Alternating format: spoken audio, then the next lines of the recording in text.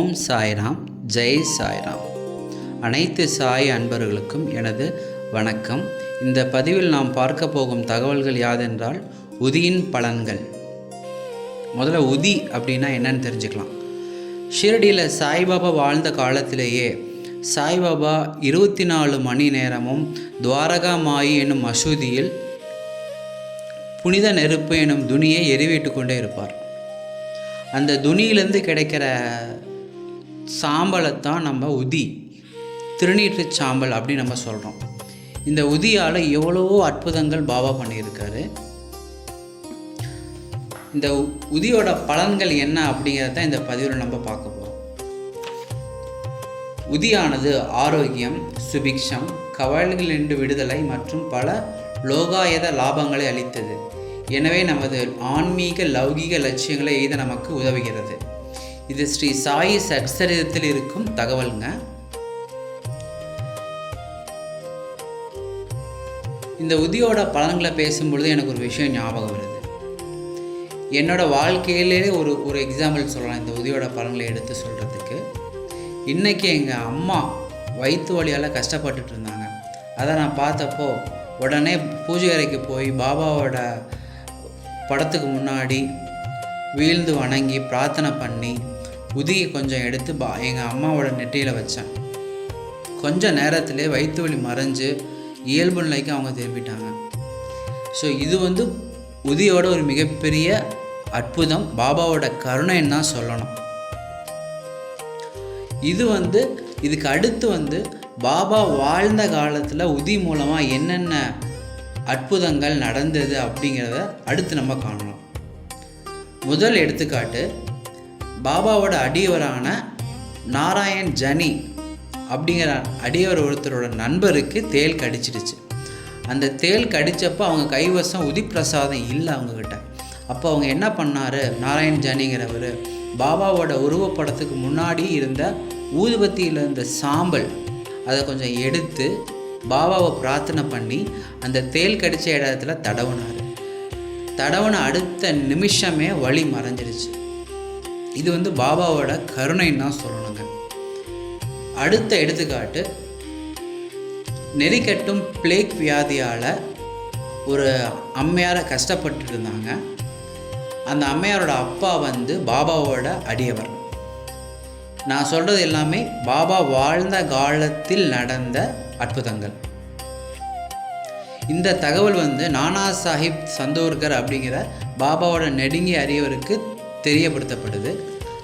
அப்போது அவர் ஒரு பிரயாணத்தில் இருக்கார். அப்போது அவர் கையிலையும் உதி பிரசாதம் கைவசம் இல்லாமல் இருந்தது. அப்போ உடனே அவர் என்ன பண்ணார், அருகில் இருந்த கொஞ்சம் மண்ணை எடுத்து பாபாவை நினச்சி பிரார்த்தனை பண்ணி அருகிலிருந்து தன் மனைவியின் நெற்றியில் அந்த அம்மையாரோட பிளேக் வியாதி மறையணும்னு நினச்சி பிரார்த்தனை பண்ணி நெற்றியில் வச்சார்.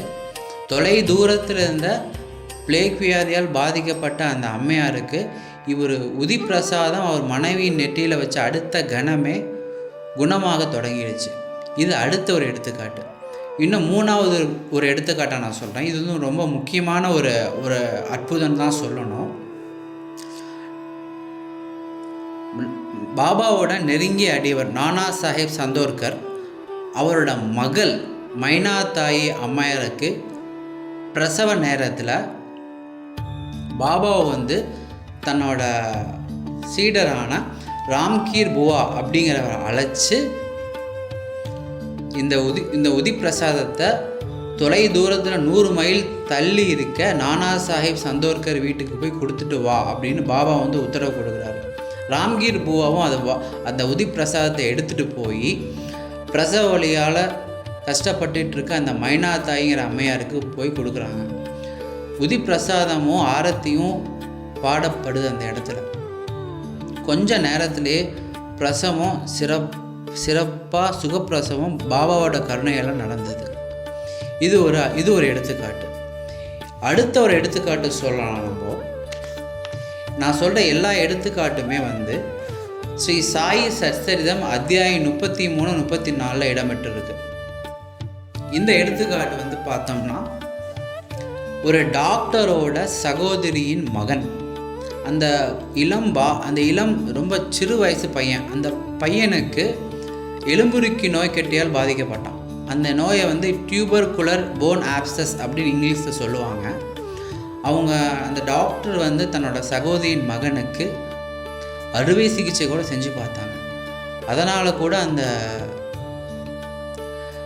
எலும்புருக்கி நோயை குணப்படுத்த முடியல. அந்த பையனோட பெற்றோர்கள் ஷீரடி பாபாவோட புகழை கேள்விப்பட்டு பெற்றோர்களும் மகனும் ஷீரடிக்கு கிளம்பி போகிறாங்க. அந்த பையனை கொண்டு போய் பாபா முன்னாடி அமர்த்த வச்சு துவாரகாமையில் பாபா முன்னாடி அமர்த்தி பாபாவுக்கு முன்னாடி மன்றாடி வேண்டி பிரார்த்தனை பண்ணுறாங்க. பாபா அப்பா அவங்கள பார்த்து சொல்கிறாரு, கருணையோடு சொல்கிறாரு, இம்மசூதியை அடைக்கலம் புகுவோர் இந்த பிறப்பிலும் காலத்தின் முடிவு வரையிலும் எதை குறித்தும் கஷ்டமே பட மாட்டார்கள். இப்போது கவலையற்றிருங்கள். உதியை நோய்க்கட்டின் மீது தடவுங்கள். 1 வாரத்திற்குள் அவன் குணமடைவான். கடவுளை நம்பு. இது மசூதி அல்ல, துவாரகா மாயி. இவ்விடத்தில் காலடி வைப்பவன் துரிதமாக அவனுடைய தொல்லைகள் எல்லாம் ஒரு முடிவுக்கு வந்துவிடும் அப்படின்னு பாபா சொல்கிறார். சொல்லிட்டு கொஞ்சம் உதி எடுத்து அந்த நோய்க்கட்டின் மீது பாபா தடவுறாரு. தன்னோட கருணை பார்வையால் அந்த பாலகனை பாபா பார்க்குறாரு. கொஞ்சம் சில காலம் ஒரு 2-3 நாள்லேயே அந்த நோய்க்கட்டி முழுமையாக மறைஞ்சு நோயும் முழுமையாக குணமடைஞ்சு அந்த பாலகன் முழுமையாக குணமடைஞ்சிட்டான். பெற்றோர்களும் அந்த மகனும் நோய் குணமானதுக்கப்புறம் ஷீரடி விட்டு பாபாவுக்கு நன்றி சொல்லிவிட்டு ஷீரடி விட்டு புறப்படுறாங்க. இது ஒரு அற்புதம். இந்த மாதிரி எவ்வளவோ கோடிக்கணக்கான அற்புதங்கள் பாபா வாழ்ந்த காலத்திலும் இப்போது வரைக்கும் உதியினால் நடந்துக்கிட்டு தான் இருக்குங்கிறத சாய் பக்தர்கள் அனைவரும் அறிவோம். இப்பையும் நம்ம வீட்டில் ஏதேனும் யாருக்காவது காய்ச்சலோ தலைவலியோ இருந்தால், அது எந்த நோயாக இருந்தாலும் சரி, பாபாவை நினச்சி கொஞ்சம் உதி பிரசாதத்தை எடுத்து பாபாவை தியானம் பண்ணி பாபா முன்னாடி பிரார்த்தனை வச்சு அந்த உதியை எடுத்து நோயிட்டு இருக்கவங்களோட நெற்றியில் வச்சு பாபாவை பிரார்த்தனை பண்ணால் கண்டிப்பாக அந்த நோய் குணமாகும். இது மட்டும் இல்லாமல் சாய் சச்சரிதத்தில் ஒரு குறிப்பும் கொடுக்கப்பட்டிருக்கு. தினமும் சாய் அன்பர்கள் கொஞ்சம் உதி பிரசாதத்தை தண்ணியில் கலக்கி குடிக்கணும். அப்படி குடிக்கும் பொழுது கண்டிப்பாக எந்த ஒரு நோயுமே பாபாவோட கருணையினால் அந்த சாய் பக்தனுக்கு வராது அப்படிங்கிற குறிப்பு கொடுக்கப்பட்டிருக்கு. இதையே நான் சொல்கிறேன்னா, இந்த சாய் சச்சரிதத்தில் இருக்க ஒவ்வொரு வார்த்தையும் ஹமத்பந்த் அப்படிங்கிற ஒரு ஆள் எழுதப்பட்டிருந்தாலும் இது பாபாவோட வார்த்தைகள் தான். இதை நம்ம பாபாவோட வார்த்தைகளாகவே எடுத்து நம்ம பின்பற்றணும். அனைத்து சாய் அன்பர்களுக்கும் எனது நன்றிகள். ஜெய் சாய்ராம்.